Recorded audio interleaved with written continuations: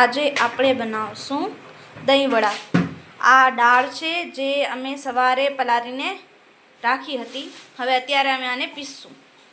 Okay, આ texture થોડુંક નરમ થાય એના માટે આપણે આમાં થોડુંક પાણી નાખશું.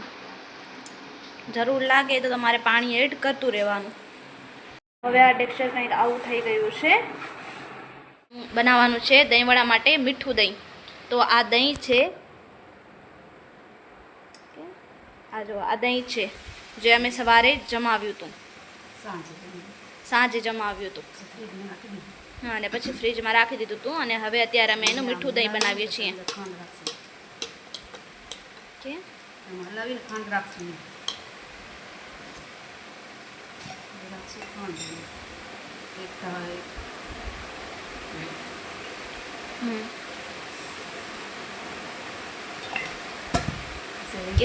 તો આશરે એક નાના કપ જેટલી ખાંડ અમે એમાં એડ કરી છે. હવે આને અમે એકદમ બરોબર રીતે મિક્સ કરી નાખશું.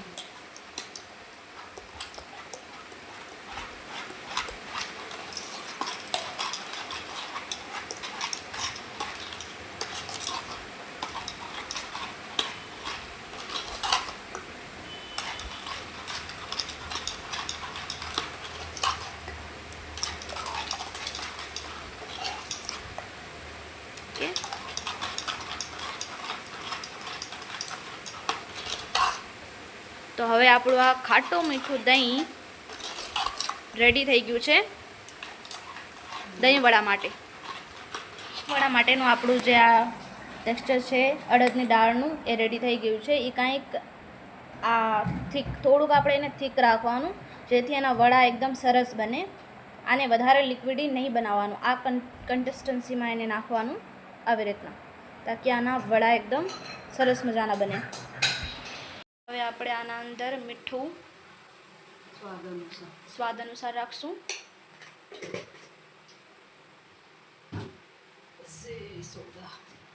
અને આ મીઠાને હલાવી લેવાનું.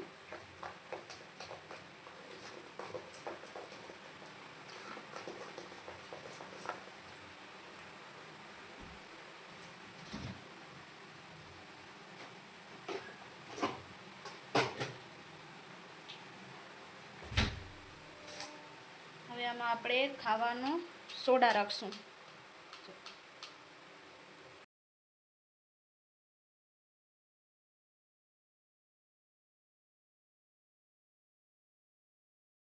આશરે 2 ચપટી જેટલો છે. હવે આ ખાવાના સોડાને એક્ટિવેટ કરવા માટે થોડુંક પાણી એડ કરશું.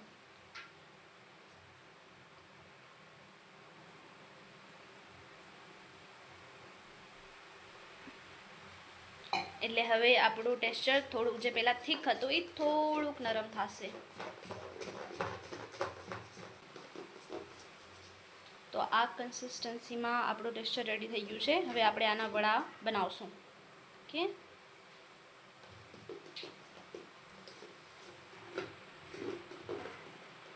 આપણું તેલ ગરમ થઈ ગયું છે. ચેક કરવા માટે આપણે નાનો એવો થોડોક આપણો જે ટેક્સચર હતું એ રાખ્યું હતું. હવે આપણે ગેસ ધીમો કરી દેવાનો. પહેલાં અગર તમે હાઈ ફ્લેમ ઉપર કરશો ને તો એ ઉપરનો ભાગ બળી જશે અને અંદરથી એકદમ કાચા રહી જશે. હવે આપણે વડા બનાવશું.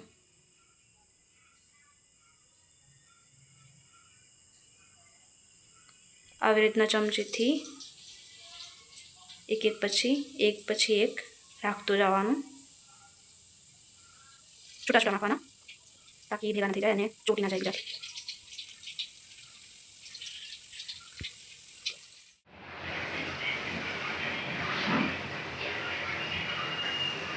તો આ રીતના લાઇટ બ્રાઉન આપણા વડા થઈ ગયા છે અને હવે આપણે એને કાઢી લઈશું.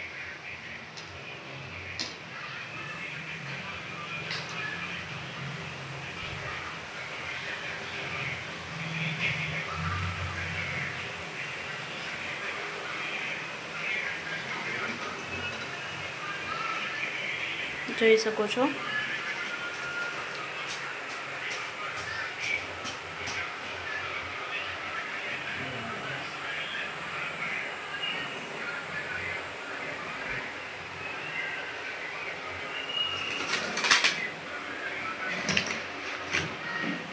આપણા વડા રેડી થઈ ગયા છે.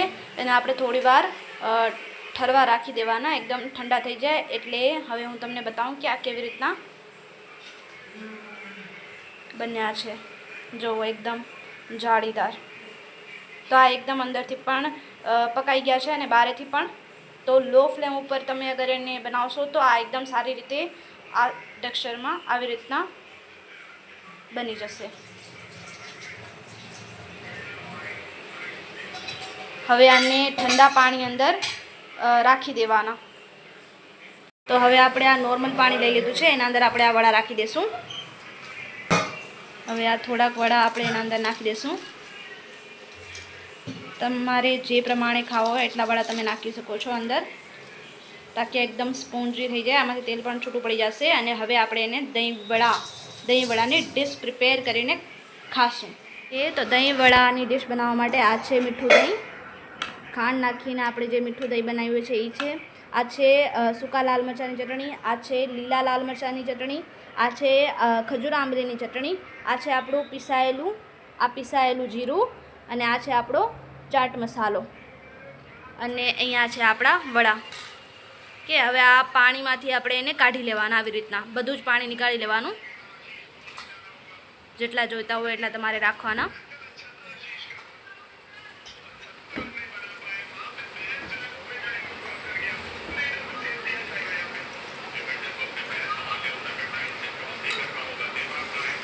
કે વડા લઈ લીધા છે આપણે.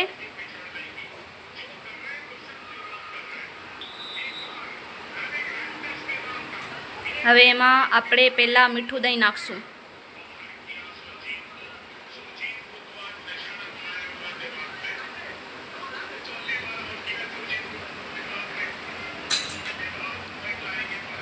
ત્યારબાદ આપણે લાલ મરચાંની ચટણી નાખશું. જે પ્રમાણે તમને તીખું ભાવતું હોય ને એ પ્રમાણે તમારે નાખવાનું. હવે આપણે નાખશું ખજૂર આંબલીની ચટણી.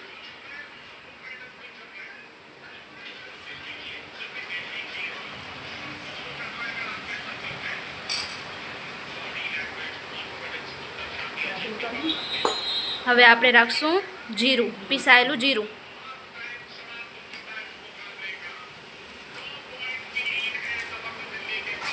હવે આપણે રાખશું ચાટ મસાલો. કે થોડો બસ.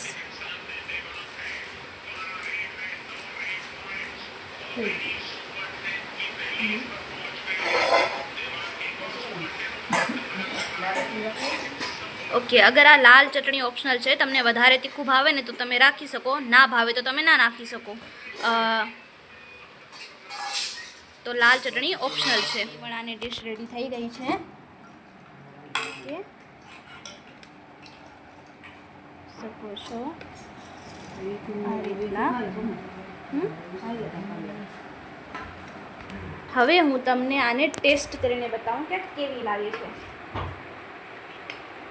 જોઈ શકો છો આવી રીતના.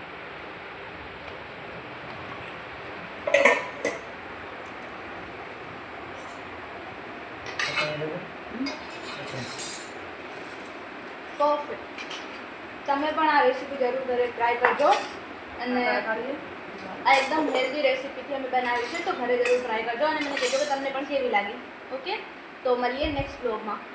આજ માટે બસ આટલું જ.